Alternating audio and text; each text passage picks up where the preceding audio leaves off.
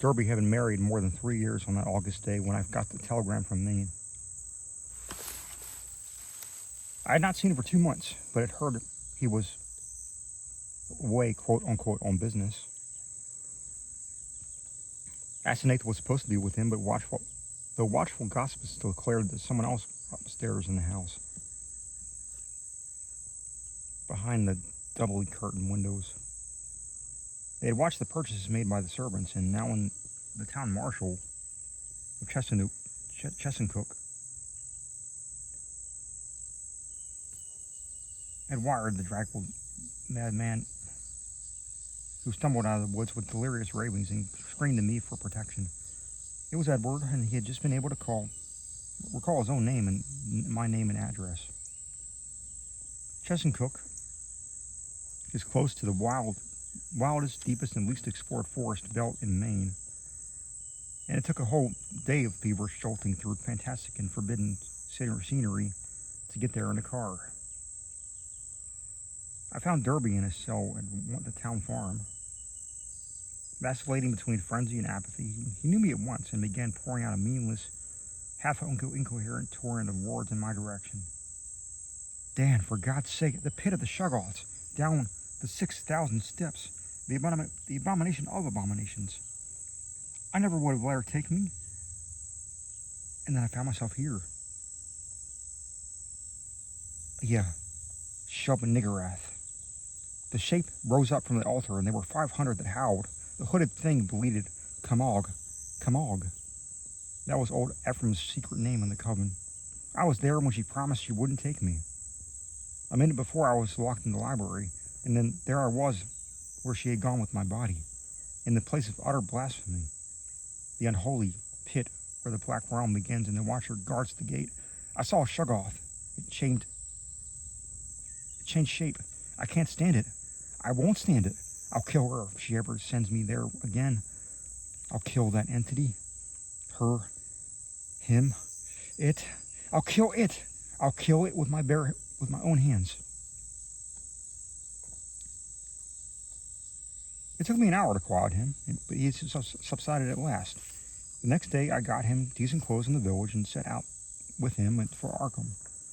His fury of hysteria was spent, and he was inclined to be silent, though he began muttering darkly to himself when the car passed through Augusta, as if the sight of the city aroused unpleasant memories.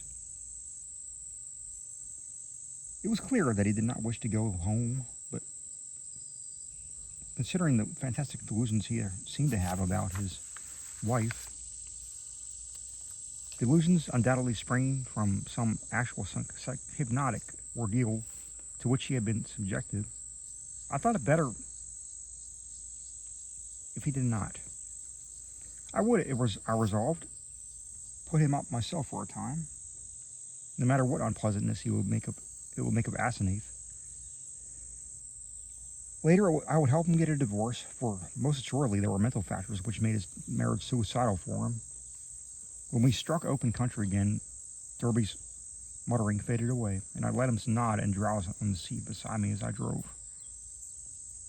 During our sunset dash through Portland, the muttering commenced again, more distinctly than before, and I listened and I caught a stream of utterly insane drivel about Asenath. The extent to which she had preyed on Edward's nerves was plain, for he had woven a whole set of hallucinations around her. His present predicament, he mumbled furtively, was only one of a long series. She was getting hold of him, and he knew that someday she would never let go. Even now, she probably let him go only when she had to, because she couldn't hold on for a long time. Couldn't hold on long at a time. She constantly took up his body and went to nameless places for nameless rites, leaving him in her body and locking him upstairs. Sometimes she couldn't hold on, and he would find himself suddenly in his own body again, in some far-off, horrible, and perhaps unknown place. Sometimes she'd get hold of him again, and sometimes she couldn't. Often he was left stranded somewhere as I found him. Time and again he had to find his way home from frightful distances, getting somebody to drive the car after he found it. The worst thing was that she was holding on to him longer and longer at a time. She wanted to be a man, to be fully human. That was why she got hold of him. She had sensed a mixture of fine wrought brain and weak will in him. Someday she would crown him out and disappear with his body. Disappear to become some great magician like her father and leave him marooned in that female shell that wasn't even quite human. Yes. He knew about the Innsmouth blood now. There had been traffic with things from the sea. It was horrible. And old Ephraim, he had known the secret. And when he grew old, he did a hideous thing to keep him alive. He wanted to live forever. Asenath would succeed. One successful demonstration had taken place already. As Derby muttered on, I turned to look at him closely, verifying the impression of change which an earlier scrutiny had given me. Paradoxically, he seemed in better shape than usual, harder, more normally developed, and without a trace of sickly flabbiness caused by his indolent habits. It was as if he'd really been active and properly exercised since the first time in his coddled life, and I judged that Asenath's force must have pushed him into unwanted channels of motion and alertness. But just now his mind was in a pitiable state, for he was mumbling wild extravagances about his wife, about black magic, about old Ephraim, about some revelation which would convince even me. He repeated names which I recognized by bygone browsings in forbidden volumes, and at times made me shudder with a certain thread of mythological consistency, of convincing coherence, which ran through his maundering. Again and again he would pause as if to gather courage for some final and terrible disclosure. Dan, don't you remember him? The wild eyes and the unkempt beard that never turned white? He glared at me once, and I never forgot it. Now she glares that way, and I know why. He found it in the Necronomicon, the formula. I don't tell you the page yet, but when I do, you can read and understand. Then you will know what has engulfed me. On. Body to body to body. He means never to die. The life glow. He knows how to break the link. It can flicker on a while even when the body's dead. I'll give you hints, maybe you'll guess. Listen, Dan, do you know why my wife always takes such pains with that silly backhand writing? Have you ever seen a manuscript of old Ephraim's? Do you know why I shivered when I saw some hasty notes Asenath had jotted down? Asenath. Is there such a person? Why do they half think there was a poison in old Ephraim's stomach? Why do the Gilmans whisper about the way he shrieked like a frightened child when he went mad and Asenath locked him up in a padded attic's room where the other had been? Was it old Ephraim's soul that was locked in? Who locked in whom? Why had he been looking for months for someone with a fine mind and a weak will? Why did he curse that his daughter wasn't his son? Tell me, Daniel Upton, what devilish exchange was perpetrated in the house of horror where that blasphemous monster had his trusting, weak-willed, half-human child at his mercy? Didn't he make it permanent, as she'll do in the end with me? Tell me why that thing that calls itself Asenath writes differently when off guard, so that you can't tell its script from...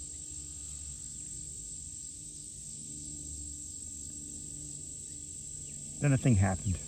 Derby's voice was rising to a thin treble scream as he raved, when suddenly it was cut off with an almost mechanical click.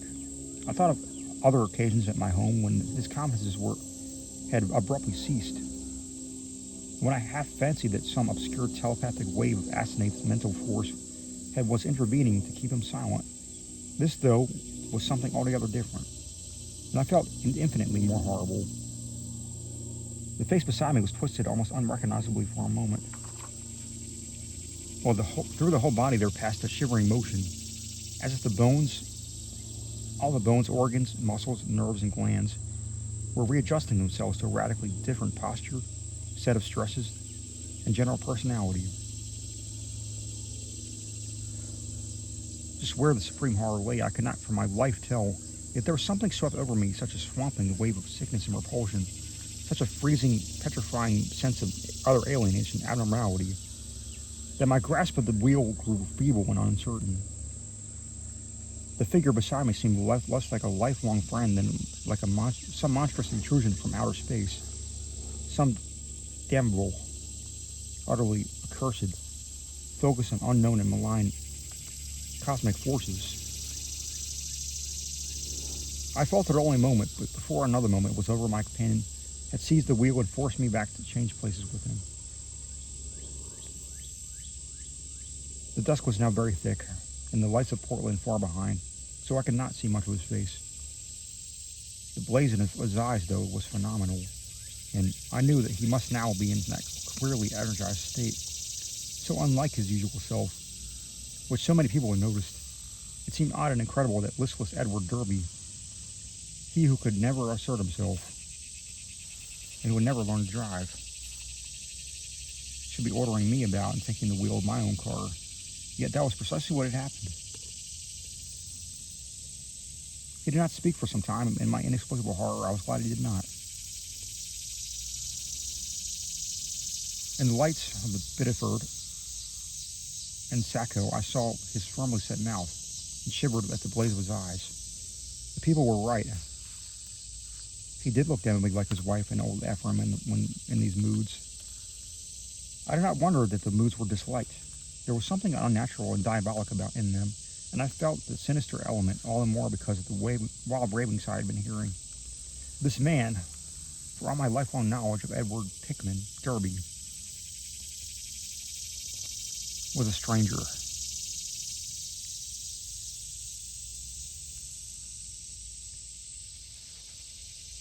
An intrusion of some sort from the black abyss. He did not speak when we were on a dark stretch of road, and when he did, his voice seemed utterly unfamiliar.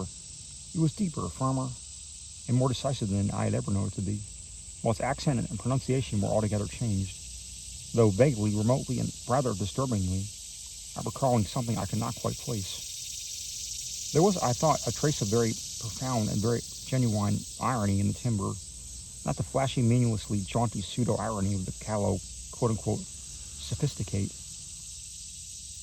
which Derby had habitually affected, but something grim, basic, pervasive, and potentially evil.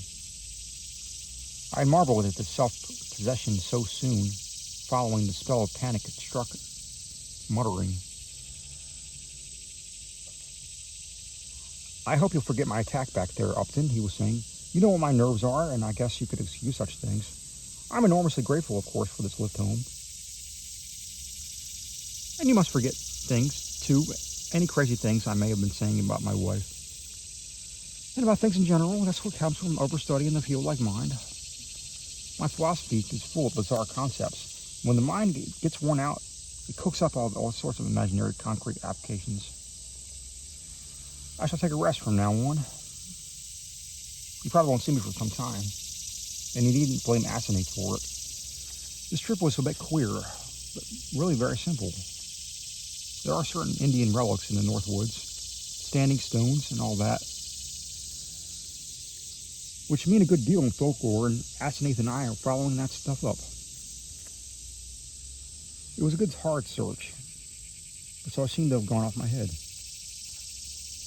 I must send somebody for the car when I get home. A month's relaxation will put me back on my feet.